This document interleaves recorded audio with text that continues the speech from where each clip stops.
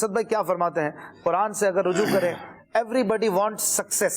ہر بندہ چاہتا ہے کہ کامیاب ہو جائے، کوئی بھی ناکامی نہیں چاہتا ہے، اسٹوڈنٹ ہو، ٹیچر ہو، وکیل ہو، ڈاکٹر ہو، ایون چھوٹے سے چھوٹا کام کرنے والا، بظاہر چھوٹا کام جیسے دنیاوی طور پر ہم کہتے ہیں موچی ہے تو وہ بھی چاہتا ہے میں پرفیکٹ موچی بنوں، کوئی گوشت فروش ہے تو وہ چاہتا ہے مجھ سے اچھا پورے شہر میں کوئی گوشت فروش نہ ہو۔ تو کامیابی اصل اور ایکچوئل ہے کیا؟ جیسے کہ آپ نے کہا کہ کوئی بھی شخص ناکام نہیں ہونا چاہتا اور کامیابی چاہتا ہے۔ گوگل پر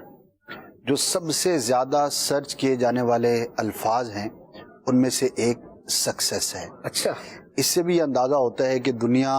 چاہتی ہے کہ ہم جو ہے وہ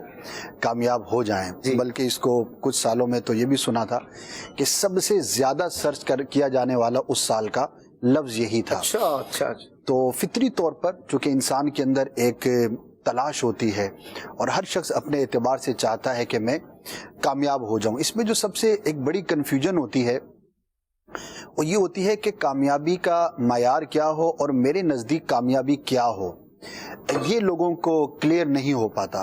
اور اس کا نتیجہ یہ ہوتا ہے کہ بعض اوقات تو وہ کامیابی کے منزل پر ہوتا ہے اور اس کو پتہ ہی نہیں ہوتا اور وہ پریشان گھوم رہا ہوتا ہے،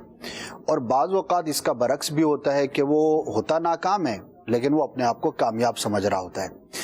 تو ظاہر ہے کہ اس کے پیرامیٹرز تو ہر شخص کے اعتبار سے، علاقے کے اعتبار سے، ہر پرسنالٹی کے اعتبار سے مختلف ہوں گے، لیکن ہم چونکہ اسلام کی بات کریں گے، مسلمان کی بات کریں گے، اللہ اور اس کے رسول کی بات کریں گے، تو سب سے پہلے تو ہمارے دل و دماغ میں یہ کلیئرٹی ہونی چاہیے کہ آخر کامیابی کا مطلب کیا ہے۔ ٹھیک ہے، کیونکہ جب تک آپ کے دماغ میں آپ کا گول یا ٹارگٹ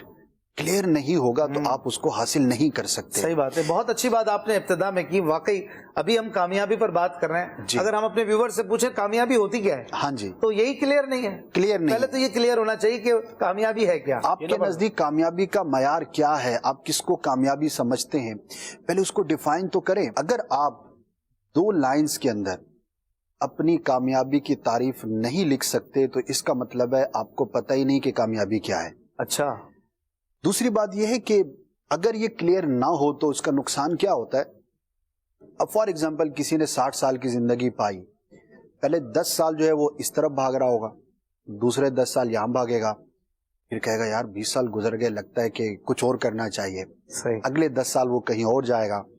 تو جب بڑھاپے کی عمر آئے گا تو اس کو سمجھ ہی نہیں آئے گی کہ میں نے کام کیا ہے۔ تو اب اتنی ساری عمر گزارنے کے بعد بھی اگر آپ کنفیوز ہیں یا آپ ارلی ایج کے اندر بھی کنفیوز ہیں تو اس کا مطلب یہ ہوا کہ آپ نے اپنی کامیابی کے معیار کو اپنے دماغ میں کلیئر ہی نہیں کیا۔ میرے ایک اسلامی بھائی سے ملاقات ہوئی بیرون ملک میں، تو 2-3 ڈپارٹمنٹس جو ہے وہ چینج کر چکے تھے اور عمر ہوگی ان کی کوئی 25-26 سال ہوگی، 8-10-12 سال کی سٹڈیز بھی ہوں گی، بیرون ملک سفر بھی کیے۔ اچھا، تو کہنے لگے کہ آپ مجھے بتائیں کہ میں کیا کروں۔ میں نے کہا اب تک جو کیا ہے وہ کیوں کیا ہے؟ اب 26 سال کی عمر میں آ کر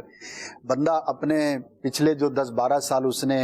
پروفیشنل گروتھ کے گزارے ہیں، جو میکسیمم سمجھے کہ ایک ایڈلٹ کی عمر سٹارٹ ہو جاتی ہے، وہاں سے انسان کو اپنی لائف کی رسپانسبلٹی لے لینی چاہیے۔ بالکل، یعنی کہ بالغ ہوتے ہی، اس سے پہلے بھی ممکن ہے لیکن میکسیمم جو ایج ہے،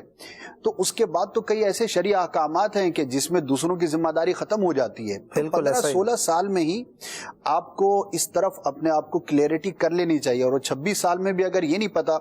کہ جانا کیا ہے تو پیچھے بچا کیا ہے۔ 40-45 میں تو ویسے ہی گھٹنے اور ٹکنے جواب دینا شروع کر دیتے ہیں، تو آپ کریں گے کیا زندگی میں؟ صحیح بات۔ تو 25-26 سال میں تو آپ ایک اچھی جگہ پر پہنچے ہوں، بلکہ اس پر جو بات کی جاتی ہے، کہا جاتا ہے کہ جب آپ 40 سال کے ہوں تو آپ ایک برانڈ بن چکے ہوں، یعنی کہ آپ کامیابی کے کچھ نہ کچھ زینے ایسے آپ چڑھ چکے ہوں کہ لوگ آپ کو دیکھ کر کامیابی کی طرف بڑھیں۔ تو ایز اے مسلم سب سے پہلے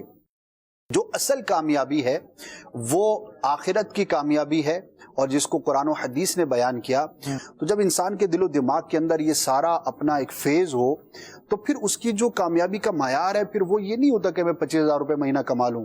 صحیح، یا میں جو ہے وہ 50 آدمیوں کا نگران بن جاؤں، یا میں جو اس فیکٹری کا جو ہے نا وہ CEO بن جاؤں۔ پھر وہ یہ چھوٹی چیزیں لگتی ہیں کہ یار یہ تو کچھ بھی نہیں ہے۔